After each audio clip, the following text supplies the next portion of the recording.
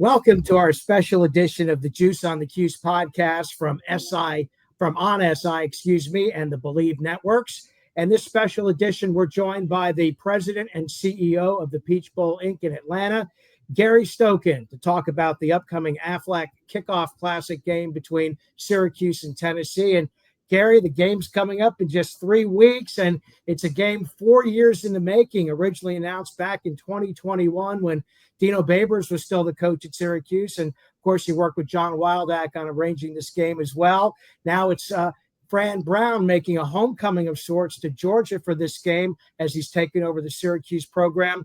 Talk about the opportunity now for Syracuse coming off a 10-win season last year, a bowl game victory, and the momentum in Fran Brown's second season taking on such a tough SEC foe as Tennessee. Well, Brad, thanks for having us. Yeah, I think it's a huge opportunity for Syracuse as Fran tried and John Wildak try and get Syracuse back on the national map. Fran did a great job in his rookie season, obviously, with the success they had last year. And now when you look forward, this is a huge opportunity on a big stage like Mercedes-Benz Stadium, opening week, national TV at noon on ABC, for Syracuse to make that next step against a highly ranked Tennessee team that made the CFP playoff last year and is looking forward to doing so again. So huge opportunity. And, again, that's what you want. You want players to want to play on a big stage against great competition. You learn a lot from your team the first week, and most coaches will tell you that the ones Saban, Sweeney, Smart, Beamer, all the great ones have told me a football team improves most week 1 to week 2. And that's because they've got live film against good competition in this case, so they can coach the kids up individually and collectively. So it's a great opportunity for Syracuse and a great opportunity for us to host an ACC-SEC matchup. Can you talk a little bit about what went into the thought process back? I know it was 4 years ago for Syracuse. It was an emerging program then, kind of went on a couple of down seasons. Dino Babers moved on, and now Fran Brown has come in. Can you talk about the thought process and now how it's played out with Syracuse coming in with the momentum of last year? Yeah, John Wildhack's been a good personal friend in deals that we've negotiated when he was at ESPN. I think an awful lot of John. I think he's a quality guy and does a great job. And so, in most business, you deal with relationships. And when John got the job, we decided to see if we can make a matchup. They had an opening in 25, and we were able to put Tennessee on the other side. So it stayed true to kind of what our philosophy has been with these AFLAC kickoff games, is try and pair an ACC and SEC matchup. And so we not only do we have an ACC-SEC matchup, but we have the Orange Bowl before the Orange Bowl. Yeah, there's going to certainly be a lot of orange in Mercedes-Benz Stadium, a couple of different shades there. But that was going to be my next question. Kind of pairing up ACC, SEC. This now looks like an annual type of event, the direction you're going in. Of course, Virginia Tech and South Carolina also play that same weekend. So just talk about that. It seems to make sense geographically, alumni and those teams being in the Southeast, although a couple outliers in the ACC. But just talk about that ACC-SEC kind of mix for your game. Yeah, great question, Brad. We had a lot of success as the Chick-fil-A Peach Bowl, selling out 18 straight years with ACC versus SEC.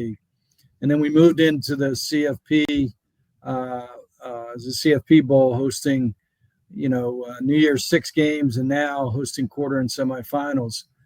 And so we said, well, let's take that formula of ACC versus SEC and move it forward in our AFLAC kickoff games. And it's been a great success. We've had 17 out of 21 sellouts. We've changed the face of college football, really, on the front side of the season, whereas prior to us starting this in 08, there were a lot of nondescript, games of not much viewership, not much attendance. And when we started with Alabama Clemson in 08, it was huge viewership and a sold-out crowd. And we've been able to maintain that. We'll go outside sometimes. We've gotten Boise State, Oregon, Washington to come in here and play, when they're going to be nationally ranked. But for the most part, we stay with that ACC-SEC matchup. And I wanted to finalize on this, moving forward to your role, of course, with the Peach Bowl and hosting a semifinal game in the CFP in January. Do you have thoughts on where this is going for expansion of the CFP in the future, and how that may, affect the bowl games and the lineup for that, and what may happen in college football as this decade comes to an end? We've heard all sorts of things about, other changes coming up. Just starting first with the CFP, your thoughts, and then about college football and the FBS and the Power Four conferences. Yeah, regarding CFP, in the playoff, whether it's 12 or 14 or 16, whatever the commissioners and the presidents decide, we just want to be a part of continuing to host quarter and semifinal games. This year, Atlanta we hosted the quarterfinal Texas-Arizona State in the Chick-fil-A Peach Bowl double overtime game. We hosted the national championship in Atlanta, and we'll host the semifinal this year. So basically all three of CFP's major events we've hosted almost in a calendar year here in Atlanta. So we hope to continue in our relationship with CFP to host quarters and semis and get the national championship on a rotational basis.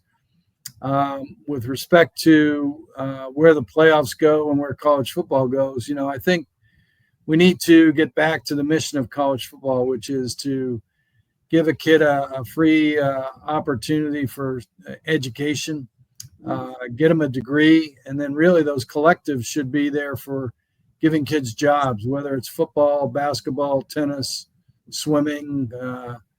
It doesn't matter. Most of these kids are not going to play pro, and we need to get them educated, get them a degree, and get them into the workforce as a productive citizen in the community. So I think we're losing our mission a little bit in where we're going. And I hate to see that because, the other part of it is, you need to learn how to deal with adversity. And, life is going to smack you in the face. I mean, that's what life is. It's full of adversity, and how you deal with it on the other side is your character and how that develops. And I don't know that we're teaching that a whole lot when people are transferring 2 and 3 times. I've been the benefactor of getting a college education free and not having debt and playing basketball at the intercollegiate level. And it's led to a great career for me, and, it can for other athletes as well that aren't going to go pro. We just need to make sure we're looking out for those people as much as we do for the people that are going to play pro. Well, coming up in 3 weeks from the Aflac kickoff game in Atlanta between Syracuse and Tennessee, there's special tickets now available. I had seen on the site for fans to check out, and also some of the proceeds for that benefit the game's charities. Gary, want to thank you for your time today talking about Syracuse facing Tennessee. Good luck to you in the game and the Peach Bowl in the upcoming college football season. Thanks, Brad. Hopefully you're coming down. We get a chance to host you and look forward to meeting you. Look forward to seeing you at the stadium on game day. Appreciate it. Thank you, Brad.